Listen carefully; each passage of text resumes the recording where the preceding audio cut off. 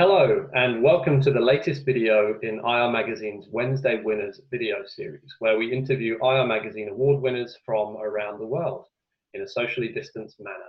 Today I'm joined by Charles Chalkley, Investor Relations Manager at Hays. Charles, thanks so much for joining me today. It's a pleasure. Thank you for having me. Absolutely. It's nice to talk to a fellow Brit. Exactly. Yeah. A familiar accent, I should think. That's right. Exactly. So, Charles, Hays won Best Use of Multimedia at the Europe Awards last year in recognition of a video that you had produced and that was kind of served many of your stakeholders, including your investors, extremely well. So I wonder if you could talk us through that process a little bit, what you were trying to achieve and how it turned out. Yeah, of course. I think there were two main catalysts for why we were working on that project. The first was the sort of proactive element of how could we reach more investors as an IR function, as an IR team, as a company. Like how do we reach out to more investors in the marketplace? Specifically, how could we make best use of 4 to 5 minutes of their time to take them potentially from knowing little or nothing about our business through to having a sort of an introductory understanding of our business model, our strategy, our investment case, our USP, how we differentiate ourselves from our competitors, how we use technology and our culture as well. So that's quite a rich brief, quite a lot to fit in to 4 to 5 minutes, between 4 and 5 minutes. And for the aim was for it to sit on the website as an engaging but useful introduction to the business for those people. And then secondly, the other aspect is perhaps more on the reactive side for those investors who were already reaching out to us or may already have some understanding of what we were about. Giving them a useful insight into what we were about. Some would likely have some understanding, as I say, but it was a useful way of conveying a series of messages very clearly and pretty succinctly as well. It's designed to be a hook. That sounds very salesy, very marketing-y, but yeah, just to generate more of a deeper understanding or a deeper conversation with those investors. Sure. And when it comes to use of video in IR, I think there are a lot of people who have concerns that it's going to take a long time or that it's going to be expensive. And so I'm curious about how much work went into it, and I guess also maybe taking one step further back to why you decided to convey this message via video. In truth, we were probably a little bit skeptical. I think maybe, yeah, skeptical is probably the right word rather than cynical about what we could really achieve with a video. You're right that it takes time and it takes investment, but we're a team of two and we are very hands-on with how things go. We don't just outsource stuff to an agency, and that helped with the costs, certainly. We were very clear about what we wanted and the messages that we wanted to convey. And so that helped with it, and just being right in amongst the detail of how the actual video would look. So once we'd taken an agency on board, we developed the script from there. That translated into a storyboard, and they started putting frames together. And each of those stages, we took senior stakeholders through the whole thing. They knew from the beginning, we had buy-in from the beginning about what we were trying to achieve in terms of landing those messages, the strategy, the business case, the USP, our use of technology and culture. So they were fully on board with it. They understood why 4 or 5 minutes is probably about the right sort of time. But at each of those stages, so at the scripting stage, at the storyboarding stage, and then into the actual production of the frames, the initial frames, we got their buy-in, and that helped, because I think where projects struggle is where you go away and work on something and you get to what you think is 98% of the way there, and then you run it past management and say, okay, this is what we've done, what do you think? And then every person on earth suddenly has an opinion on it, and we absolutely wanted to avoid that, because then you have to go back to your agency and say, oh, that project you think you finished and that we've nearly paid you for, yeah, we've got to make a bajillion changes, and suddenly it takes on a life of its own. And we absolutely wanted to avoid that. So by keeping the stakeholders on at each stage, we had a clear understanding of what they wanted and how they thought things should go. But there was also that support that when it came to the final, okay, you're happy for us to publish this online, everyone was happy because everyone had seen the project from the beginning. And that wasn't that we were micromanaging things, but it was just about early and continuous stakeholder engagement, just so that didn't happen. And as I say, that helped with the costs. Yeah. And the other thing we found was that there are a few things that we wanted to design, or wanted the project to have characteristics that would mean it would last a while, because these sorts of things are worth spending time on, they're worth spending money on, but you want to have that longevity. So that's why we made it an animation, and part of that was it makes it interesting, it makes it engaging, it makes it slightly different from your sort of standard corporate video. So that was part of it. We also wanted to have it numbers light. So when you watch it, nothing is date stamped. It's not like we said, and last year we made this much money, or this was a key fact. The numbers that are in there are animated, so we can go back to the agency and say, "Oh, can you change that, roll it over, or whatever it is." But by and large, there aren't really many examples of that sort of thing. So increasing that longevity, and then the final thing is, it's fully possible because it's animated, so it's quite culture neutral.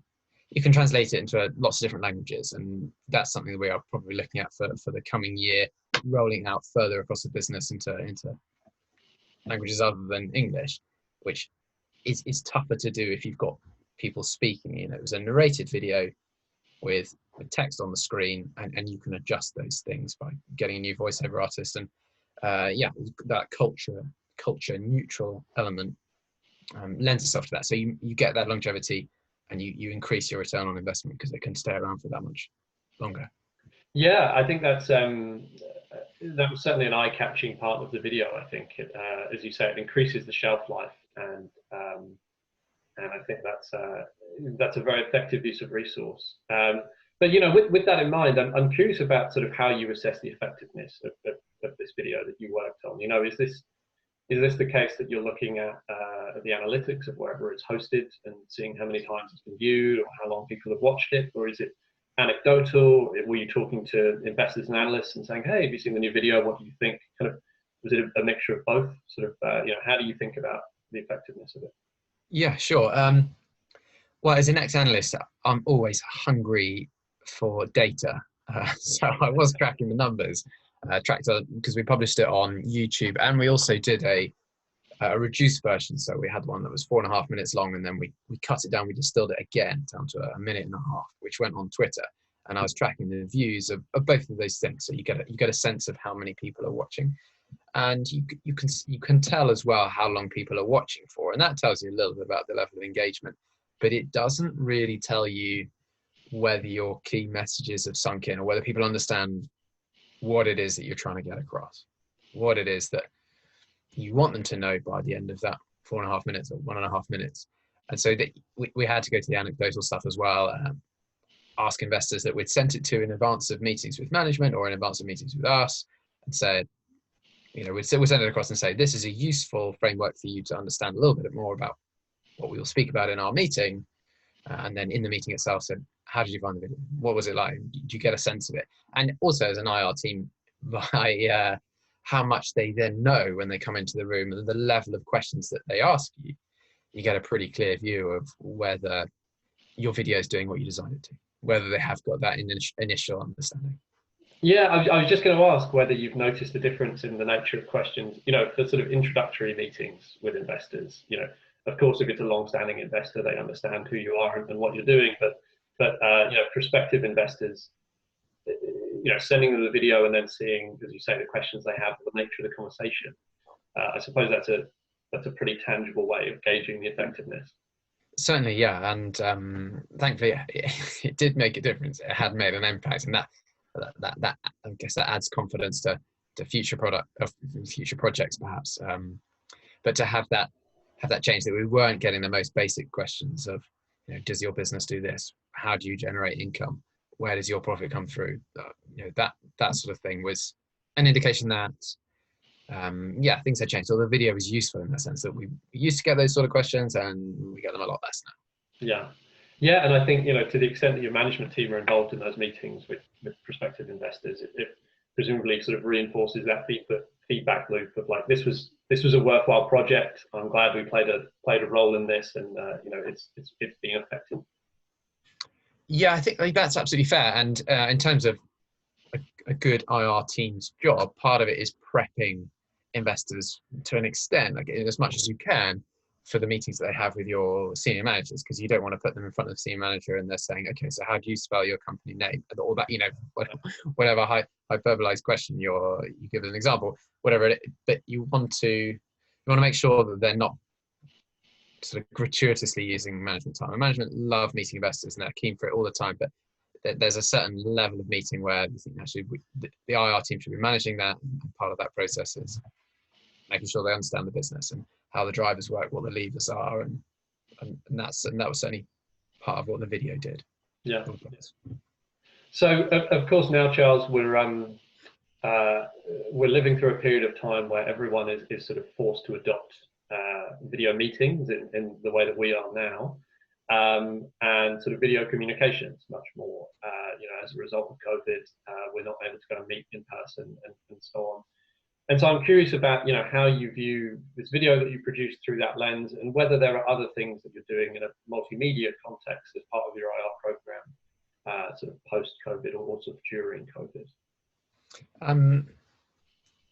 Yeah, there are certainly a few things we learned off the back of it, maybe that we weren't expecting to. So maybe the level of engagement that we received from it, and how much people appreciate different media for absorbing information. And I'm sure that's played into the current situation with people having to watch screens for their entire time, and all communication happens like this in terms of video calls. So for people are more willing, I think, to have a broader range of information, or sort of media that communicates that information. And having been quite cynical, perhaps, or no, I said not cynical, skeptical of the effectiveness of doing videos, I think would absolutely be behind it for the next end. So some of the things we're working on at the moment about how do we communicate our messages around results, is there a video or a way of delivering key messages from the CEO, from the CFO after results or on results, so that can sit on the website, and that's a really good way of people being able to digest quite a lot of content very quickly, and for you to be able, for us as the R team to be able to tailor that to the key messages, so that it, again, makes best use of whoever the viewer is, makes best use of their time. I think we've also perhaps the other half of it is that you recognise how important the detail and the content you have on your website is, and so our investor video sits on our investor page, and you can track the number of hits that it gets, and you get a sense of where people are looking at, what information they're accessing.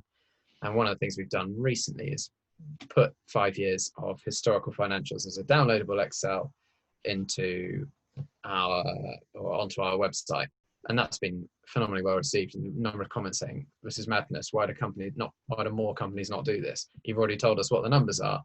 Why would you not just helpfully put them all in one place that we can download?" And every set of half-year results, full-year results, you just keep updating it, and it means that it's easier for investors, it's easier for analysts to build models. And the easier you make it for your company to be assessed, I think that the more investor friendly you are, for sure. And probably the broader reach you have in terms of reaching that investor community. So that's perhaps, that's been one of the things I've been surprised by the video, and sort of in those two themes. Yeah, that's really interesting to hear about the past several years of financials.